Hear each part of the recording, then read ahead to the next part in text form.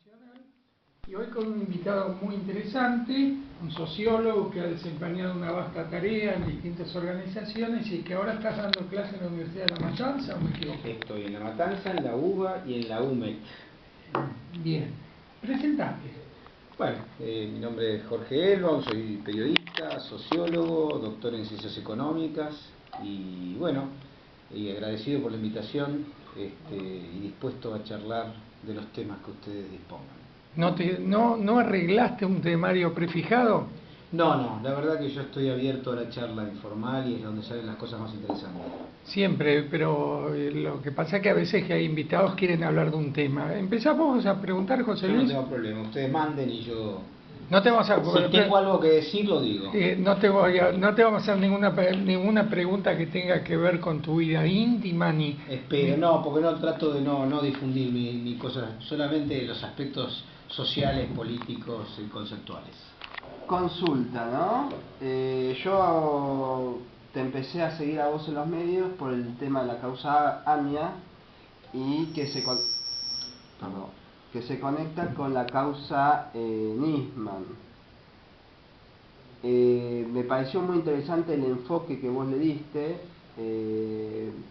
y si vos podés, nosotros también esas dos causas las tratamos como desde el contexto de operaciones, ataques de falsa bandera.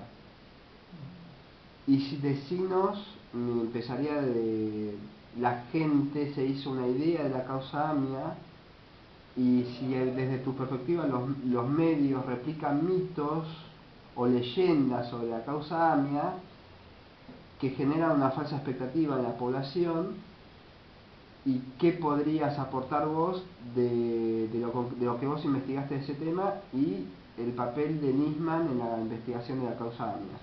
Bueno, es un tema largo. Es muy largo. Bueno, pero voy a empezar, digamos, cronológicamente por el inicio.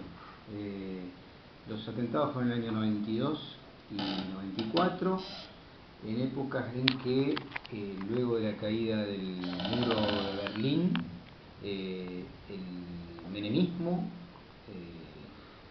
pasa a ser parte, si se quiere, del sector triunfante de la globalización que en ese momento regía los destinos del mundo y que es el neoliberalismo, en su versión reaganiana, thatcherista, Bush, etcétera, etcétera.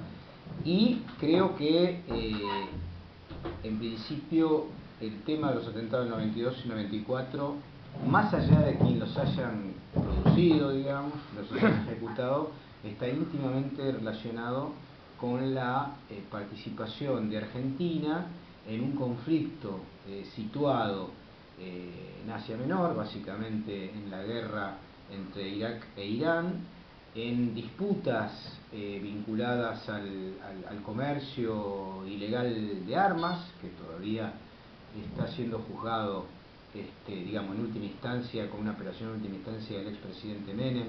Queda un solo testigo vivo. Efectivamente, bueno, pero ya tiene condena firme. Lo que falta es, en última instancia, que la Corte Suprema se expida para ver incluso si puede ser candidato nuevamente a senador en la actualidad. ¿El joven Menem es el único testigo que está vivo? No. En realidad la causa tiene que ver con dos aspectos, con las armas que fueron a básicamente la guerra de los Balcanes y a la guerra de Ecuador y Perú en su momento, por un lado, y la explosión de la fábrica de armas en Río Tercero. Esas dos causas están unificadas, son parte de una misma, porque aparentemente el Río Tercero explotó a propósito para evitar que se sepa lo que había sido de alguna manera la venta ilegal de armas sin aprobación del Congreso, y por el cual fue ya condenado en distintas instancias Menem, pero queda para que quede firme la condena que se expide la Corte Suprema. Digo, vuelvo atrás. La AMIA, Embajada 92 y AMIA 94 están fuertemente relacionados con, creo yo, es una hipótesis, no es solamente mía, por supuesto, creo que una de las personas que más sabe del tema es un abogado periodista que se llama Lutsky, que ustedes lo deben conocer, y que me parece que es el que con más rigurosidad, seriedad y si se quiere persistencia en los últimos casi ya desde el 94, 2020, más de 20 años, 23 años, 24 sigue la causa. Este es un tema inicial. Después está el tema específicamente de quién planificó, ejecutó, amparó, etcétera, a los ejecutores y específicamente. La verdad es que ahí hay muchas hipótesis. A mí, desde un punto de vista más de opinión política, lo que me interesa es el hecho de que nosotros necesitamos continuar con la memoria, buscar la verdad y exigir la justicia, y eso implica no entorpecer la causa per se, sino que sea quien sea que haya ejecutado, amparado, encubierto dichos dos atentados, debemos buscarlos y deben pagar en la justicia por el crimen atroz que han cometido. Entonces, en ese marco y por una decisión también política de una organización de la que formo parte, que es el Llamamiento Argentino Judío, del cual soy presidente, a partir de su fundación 2 años atrás, dijimos, bueno, más allá de quien sea y las hipótesis más o menos potenciales, posibles, etcétera, creemos que la posición debe ser exigir justicia y que se vaya hasta las últimas consecuencias, no solamente contra quienes llevaron a cabo el atentado, sino contra los encubridores. Y acá aparece un segundo capítulo que me parece clave reflexionar, que es el tema del encubrimiento. El encubrimiento en este momento está siendo juzgado en la actualidad ante el silenciamiento realmente llamativo, por un lado llamativo y por otro entendible, del oficialismo de este país, que necesita que eso esté blindado, encubierto, silenciado, que los medios no hagan referencia. Permitime una pregunta lateral. Sí. ¿Cómo juega el sector judío que apoya al PRO en todo esto? No, es clave, digamos. A ver, yo ahí hago una diferencia que tiene que ver específicamente con el tema de, si se quiere, la interna de la argentinidad judía. Igual que en los católicos, musulmanes, evangélicos, etcétera, etcétera, hay en una casa. No, hay un corte ahí, hay católicos de derecha que son los Opus, hay católicos maravillosos que están con los curas en acción por los pobres. Después voy a pasar una visita por una actividad que estamos haciendo el martes que viene acá cerca de Juncal, el 9 de julio, en homenaje al Padre Mujica, junto con católicos, musulmanes, evangélicos, armenios, judíos, etcétera, etcétera. Cierro el paréntesis, el chivo lo paso después. Vuelvo a la pregunta que me hacían recién. Creo que el encubrimiento tiene que ver efectivamente con es cómplice un sector de la derecha comunitaria judía argentina, que es no solamente parte del PRO, sino que de alguna manera brinda al PRO un montón de articulaciones internacionales con lo peor de la derecha norteamericana, de la derecha de Israel, etc.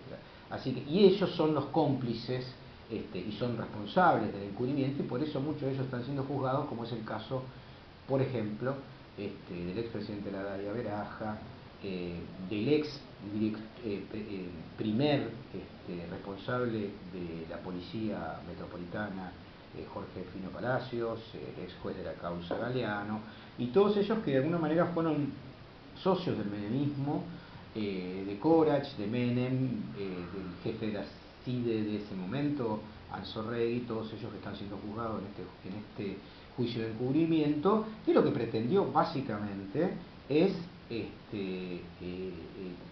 garantizarse un culpable con un doble objetivo. Por un lado, demostrar que la justicia argentina hacía un buen trabajo, y por el otro, para congraciarse con las derechas norteamericanas e israelí que necesitaban que el culpable sea Irán. Más allá o no de que Irán lo haya sido vía Hezbollah, partido político chiita del Líbano, ¿no? Que es otra discusión. Pero nosotros estamos jugando un encubrimiento basado en una intención de sembrar pistas falsas, básicamente a partir de pagarle al ex vendedor de una camioneta Tejelín para que diga que fue X, unos policías de la policía de la provincia de Buenos Aires, que a su vez lo habrían entregado a unos actores de Hezbollah. Todo eso la Corte Suprema lo tiró abajo y fue destituido como el juez de la causa Galeano, y los fiscales de la causa, que eran Barbagia y Mullen, que están todavía siendo juzgados en esa causa de encubrimiento, y lamentablemente irrumpió un asistente de todos ellos de ese momento, llamado Natalio Alberto Nisman, que fue con quien continuó la causa. Natalio Alberto Nisman, que para ese momento, cuando la causa se cae y irrumpe como potencial fiscal de la mano de un empleado de la CIDE llamado Antonio Estiuso, en ese momento ya tenía una acusación por encubrimiento vinculada con los asesinatos sucedidos en La Tablada, fusilamientos que se habían dado luego del copamiento, cuando existían prisioneros tomados por las Fuerzas Armadas y que fueron fusilados en forma absolutamente irregular y criminal. Nisman fue acusado en ese momento por proteger esos fusilamientos, por silenciar esos fusilamientos, y dicha causa permaneció en el tiempo y de hecho, paradójicamente, quizá hubiese sido llamado a declarar en el año en que él decidió quitarse la vida, o lo mataron. Desde mi punto de vista, también es una hipótesis, de acuerdo a lo poco sé de criminología, ha sido una muerte producida por un suicidio. O sea, por el mismo, para decirlo en palabras durkheimianas. Así es. Consulta, tengo una pregunta. ¿Podrías describir un poco? A ver, yo pienso Irán, ¿no? Y pienso el Hezbollah. Y yo, por lo que desde mi formación, que no es inexistente en esos temas, y de lo que yo investigué, que tampoco fue abundante, extenso, yo no veo por qué Hezbollah va a venir tan lejos o ir a hacer un atentado. No encuentro tantos antecedentes de Hezbollah haciendo atentados lejos de su frontera, de su territorio. Ellos generalmente son una especie de un ejército. Es un partido político sí, armado. Es un partido político armado, pero tiene muchas organizaciones, excede a lo que puede brindar un partido político. Mira, si enfrentó al ejército israelí en el 2006. Y está armado, muy bien armado. Y yo no conozco muchos antecedentes de Hezbollah yéndose tan lejos, y no veo por qué la réplica de Irán hacia Argentina sea con un atentado de esa magnitud, porque si no, Irán tendría que haber hecho un montón de otros atentados contra... Sí, en realidad, me parece que es interesante tu pregunta. Yo trataría de contestarlo, me parece, en términos más conceptuales para la audiencia, en dos aspectos. Lo primero es que Hezbollah es un partido político-militar que tiene representantes parlamentarios en el Líbano, que participa de la vida política, que fue un actor fundamental de la guerra civil del Líbano también, y que no está tan relacionado como la gente cree a Irán, sino muchísimo más vinculado a los alawitas, que son el partido del gobierno de Siria. De hecho, desde el Partido Baaz. Sí, que tiene los chiitas y los alawitas son parientes en términos teológicos, ¿no?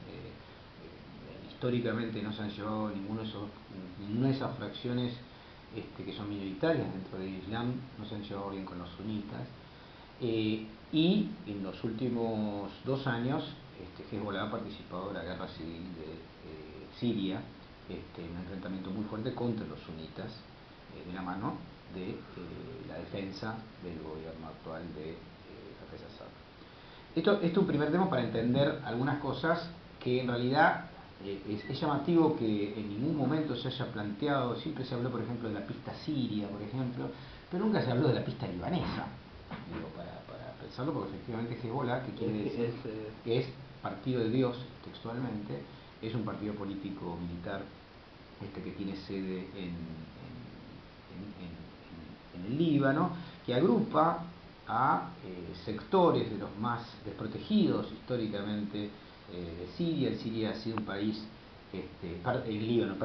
Líbano. El Líbano es un país, la verdad, multicultural. En algún momento, hasta la década del 40, se lo llamaba la Suiza de Medio Oriente, etcétera, un país muy pujante, pero básicamente por los conflictos de Medio Oriente que incluyeron la llegada al Líbano de casi 500.000 de refugiados palestinos en distintas oleadas, en el 48, en el 56 y en el 73.